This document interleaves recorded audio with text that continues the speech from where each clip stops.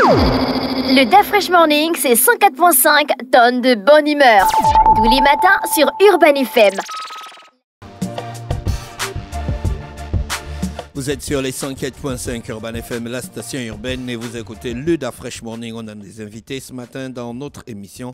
On a Madame Nzati Oguera Marie, elle est secrétaire particulière, et on a mon Claire qui est chargé du protocole et de la communication du SINOPEG, le syndicat national des opérateurs économiques du Gabon, avec nous ce matin dans le DA Fresh Morning.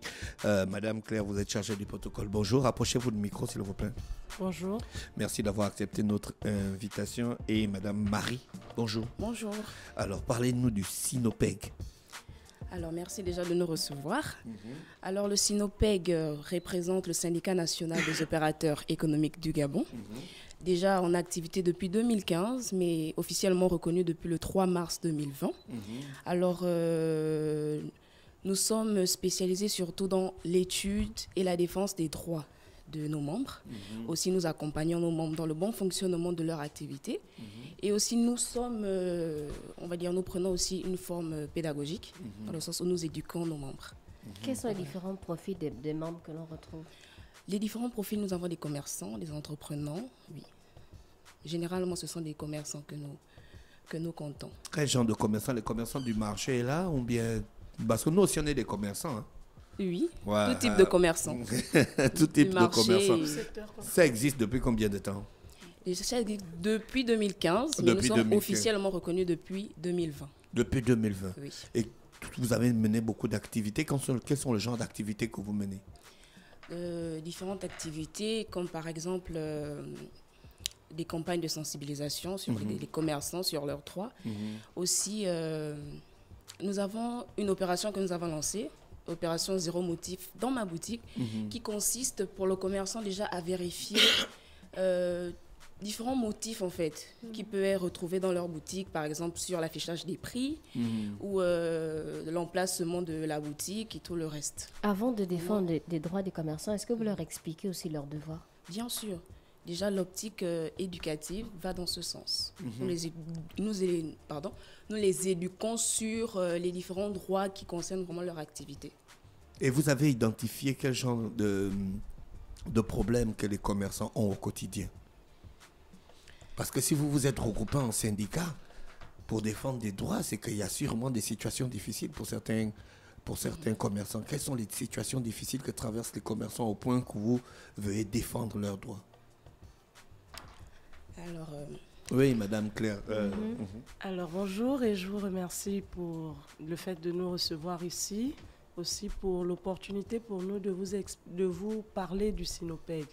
Donc, le premier problème que rencontre la majorité des commerçants, c'est souvent la connaissance de leurs droits et de leurs devoirs. Comme nous avons pour coutume de dire au SINOPEG, il n'y a pas de droit sans devoir.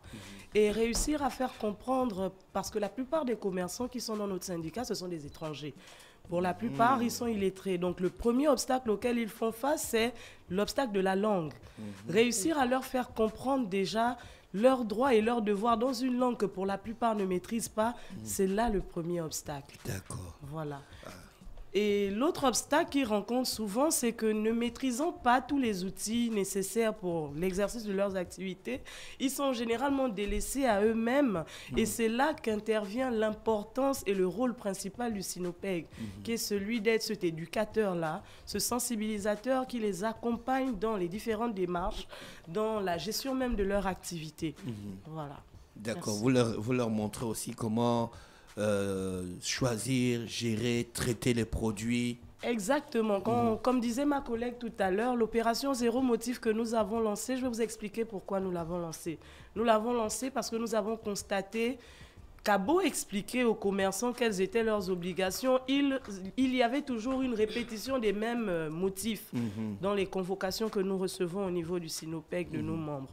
Nous avons alors lancé cette opération pour faire nous-mêmes le contrôleur avant le contrôleur.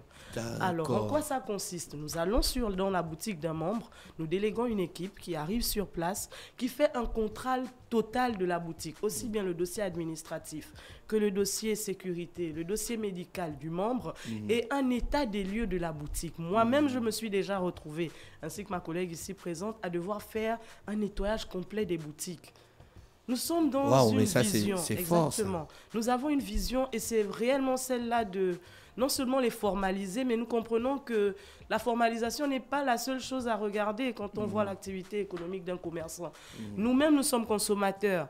Et je vous assure que si vous pouviez voir ce qu'on trouve dans les boutiques quand nous procédons au nettoyage, nous préférons le garder pour nous. Voilà. Ça se passe plutôt bien apparemment avec les commerçants. Est-ce qu'ils comprennent le bien fondé de votre activité? C'est vrai que ça prend souvent du temps. Pour la plupart des cas, ça prend beaucoup de temps. La pédagogie n'est pas facile. Mais une fois qu'ils ont compris, le message est passé. Et ce qui rend vraiment notre travail très passionnant, c'est la proximité que nous avons avec le commerçant. Oui. À force de les fréquenter, de les côtoyer, de travailler avec eux, nous parlons, si je peux me permettre de le dire, le même langage. Oui, mais vous avez dit qu'il y a la barrière de la langue, mais sauf que la majorité des commerçants ne viennent pas tous du même pays. Ils viennent de plusieurs pays différents. Et vous, vous avez quand même quelques maîtrises dans les langues de ces pays? Parce que de temps en temps, il faut aussi bricoler un peu leur langue. Bien sûr, c'est ce qu'on fait, on bricole. Bien sûr, nous bricolons et nous employons au niveau du Sinopeg, pas uniquement des ressortissants gabonais. Les différents agents du Sinopeg sont de nationalités variées. Nous pensons par exemple à une de nos camarades qui a dû partir, mais elle était sénégalaise. Donc au niveau du Sinopeg, nous travaillons avec énormément de personnes de multiples nationalités. Vous maîtrisez les techniques de contrôle des agents? Nous nous efforçons de les maîtriser, si je puis le dire. Mais parce que si vous faites le contrôle avant le contrôle, c'est que vous connaissez les techniques. Vous savez exactement ce que les contrôleurs vont venir demander, ce qu'ils vont regarder. Exactement. Donc avant, dans le Sinopeg, il y avait des gens qui étaient contrôleurs. Mais non, au vu des contrôles qui se font sur le terrain, vous avez l'expérience. Exactement. Vous étiez commerçant avant. Oui, je suis commerçante. D'accord, ok. Le système de contrôle n'a pas changé, c'est toujours pareil. Parce qu'on dit que des fois, quand les contrôleurs là sont bloqués, ils inventent des trucs qui n'existent pas. Non, les contrôles se passent bien jusqu'à présent. Est-ce qu'elle peut dire le contraire? Non. Ah, voilà. Quelles sont les conditions pour entrer dans le Sinopeg? Alors, pour entrer dans le Sinopeg, il faut déjà être un opérateur économique. D'accord. Ensuite, nous avons une fiche d'adhésion que l'opérateur remplit. Il mentionne ses informations, son secteur d'activité. S'il a des employés, il mentionne le nombre, sa nationalité, vraiment toutes ces informations-là propres à lui et à son activité. D'accord. Vous avez un siège? Bien sûr. Le siège est où? Au rond-point de Nkembo, en face du commissariat. D'accord. À n'importe quel moment, un potentiel adhérent peut aller sur le siège et puis avoir toutes les informations qu'il faut. Bien sûr. Quand il y a des conflits quand il y a des conflits graves entre les commerçants et les contrôleurs, vous avez les moyens techniques, les moyens administratifs pour défendre votre adhérent? Oui, bien sûr. D'accord, ok. Déjà, lorsqu'ils sont confrontés à vous avez des avocats à votre disposition? Oui. Vous maîtrisez les procédures juridiques, des spécialistes de droit et tout ça nous dans sommes votre en partenariat syndicat? avec, Lorsqu'un commerçant perd, par exemple, sa marchandise, vous allez jusqu'à le défendre? Bien sûr. Oui. Jusqu'à l'aider à récupérer sa marchandise. D'accord, ok. Et s'il y a un conflit entre commerçants qui font partie des Sinopeg? Voilà, ça c'est une bonne question, ça. Vous n'avez pas pensé, hein? Elle regarde au ciel. La solution n'est pas au ciel, hein. Ça c'est les ampoules. Ça c'est les ampoules qui sont... Oui, Madame Claire. Si je peux venir en soutien à ma camarade, nous appelons camarades au niveau du Sinopeg. Comme les PDG.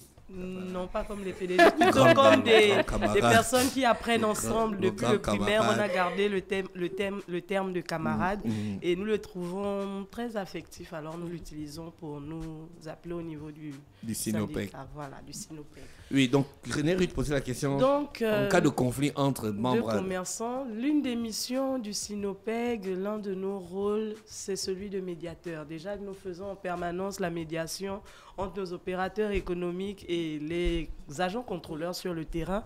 Nous avons cette notion-là de médiateur et généralement, nous préférons agir en tant que médiateur. S'il y a un conflit entre deux opérateurs économiques membres du Sinopeg, si je peux me permettre de le dire comme ça, je pense que nous allons d'abord interpeller les deux opérateurs économiques, nous rapprocher des responsables, peut-être si le conflit est trop grave, des communautés, de tout un chacun. S'ils sont de la même communauté, c'est encore mieux.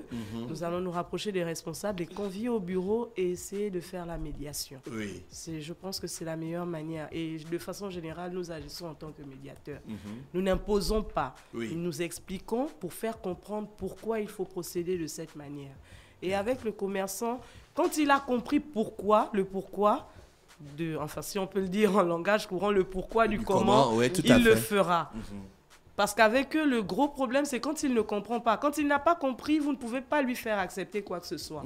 C'est pourquoi nous allons souvent et toujours dans la médiation, dans l'explication. Nous répétons, nous insistons. D'accord. Vous avez des numéros de téléphone pour vous contacter? Sûr. Oui, madame. Alors, le 076 59 79 01 ou encore le 074 95 16 68. D'accord.